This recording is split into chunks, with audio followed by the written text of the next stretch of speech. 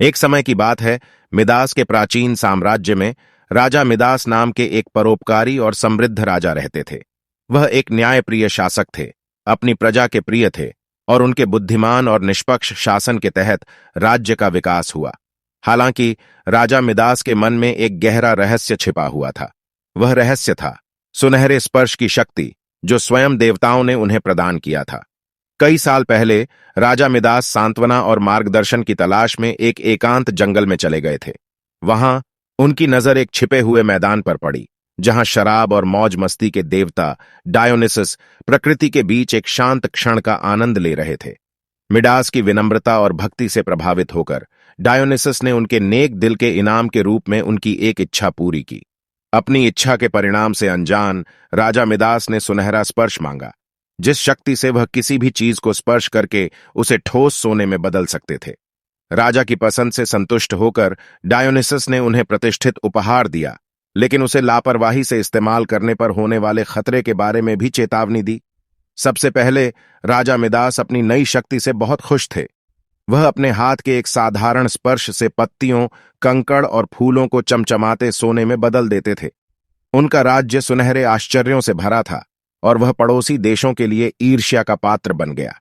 पौराणिक सुनहरे स्पर्श की बात दूर दूर तक पहुंची और दूर दूर से यात्री राजा मिदास के मनमोहक उपहार को देखकर आश्चर्यचकित हो गए। हालांकि शुरुआती जादू जल्द ही अभिशाप में बदल गया। राजा मिडास को एहसास हुआ कि वह सबसे सरल सुखों का आनंद ठंडे, बेजान सोने में बदले बिना नहीं ले सकते। उनका भोजन उनके होठों को छूते ही अखाद्य धातु में बदल जाता था और उनके प्रियजन उन्हें गले लगाने से डरते थे, क्योंकि उनको यह डर था कि राजा को छूते ही वे ठोस सोने में बदल जाएंगे।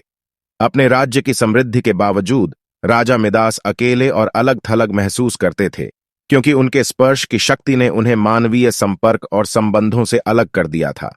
अपने उपहार का बोझ अब और सहन करने में असमर्थ, उन्होंने सुनहरे स्पर्श से छुटकारा पाने का रास्ता खोजने की उम्मीद में डेल्फी के महान ऑरेकल की सलाह लेने का फैसला किया।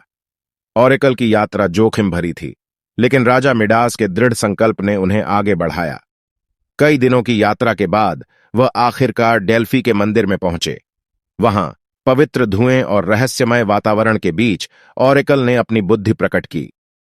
हे राजा मिदास, वह बोली, धन और शक्ति की आपकी इच्छा ने आपको उस सच्चे खजाने के प्रति अंधा कर दिया है जो मानवीय संबंधों और प्रेम में निहित है। आपके पास जो उपहार है वह आपके दिल की गहरी इच्छाएं और डर का ही प्रतिबिंब है। उसकी आवाज में एक अनोखी दिव्यता थी जो चारों तरफ गूंज रही थी। ऑरेकल ने उन्हें पैक्टोलस नदी की तलाश करने की सलाह दी, जो अपने जादुई गुणों के लिए जानी जाती है, और खुद को सुनहरे स्पर्श से छुटकारा दिलाने के लिए इसके पानी में स्नान करने की सलाह भी दी।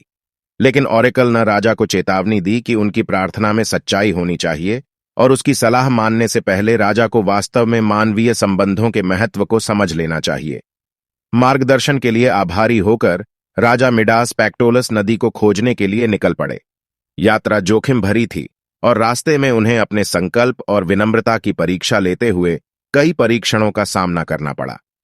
ऑरेकल के शब्दों से नम्र होकर राजा मिदास को अपने राज्य के वास्तविक मूल्य का एहसास होने लगा।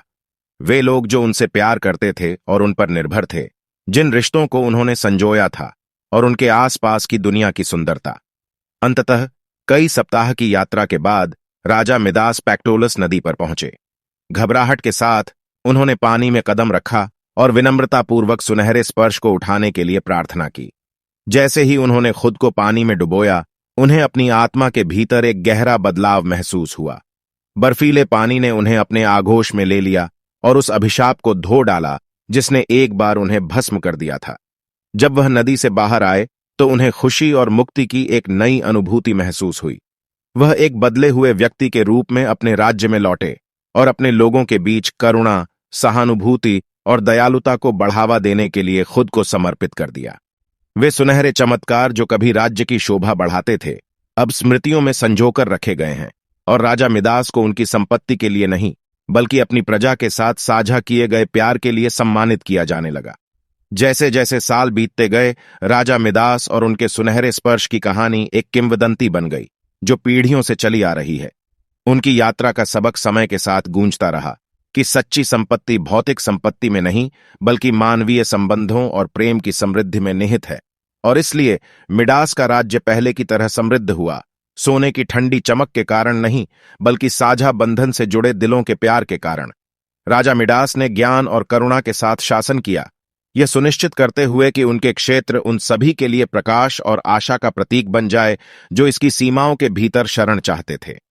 राजा मिडास की कथा उन सभी के लिए एक अनुस्मारक के रूप में काम करती है जिन्होंने इसे सुना है। यह एक अमर कहानी है जो मानवता के सार को खोने की कीमत पर भौतिक धन की खोज के खिलाफ चेतावनी देती है। उनकी विरासत जीवित रही, जिसने अनगिनत पीढ़ियों को प्रेम, करुणा और मित्रता के अमूल्य खजाने को अन्य सभी चीजों से ऊपर महत्व देने के लिए प्रेरित किया। राजा मिडास की कहानी एक कालातीत सबक है जो अनियंत्रित लालच और भौतिक धन की खोज के खतरों के प्रति हमें सावधान करता है। यह हमें सिखाती है कि सच्ची खुशी और संतुष्टि मानवीय संबंधों, सहानुभूति, प्रेम और करुणा के अमूल्य खजाने को महत्व देने से ही मिलती है। राजा मिडास की परिवर्तन यात्रा विनम्रता, गलतियों से सीखने और बुद्धिमान सलाह लेने के महत्व पर प्रकाश डालती है। कहानी हमें जीवन में सरल खुशियों की सराहना करने और प्रकृति की सुंदरता और मानवीय रिश्तों की समृद्धि को अधिक महत्व देने की याद दिलाती है। अंततः यह हमें अपने संबंधों की गुणवत्ता को प्राथमिकता देने और हमारे दिलों की गहराइयों में मौजूद गहन संपदा को अपनाने के लिए प्रोत्साहित करती है।